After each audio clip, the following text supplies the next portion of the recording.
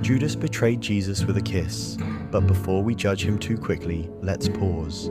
Because haven't we all done the same? We say we love Jesus, but how many times have we chosen comfort over obedience?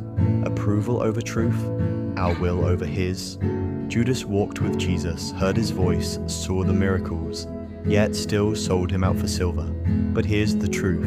Betrayal didn't stop God's plan. It fulfilled it, and that shows us something powerful. God is not surprised by human failure. He works through it. Yes, we've all had Judas moments, times we turned our backs, made the wrong choice, or doubted his worth. But the cross stands as proof that his love runs deeper than our betrayal. So don't let guilt have the final word. Bring your failure to Jesus. He already paid the price for it. Redemption is waiting on the other side of repentance.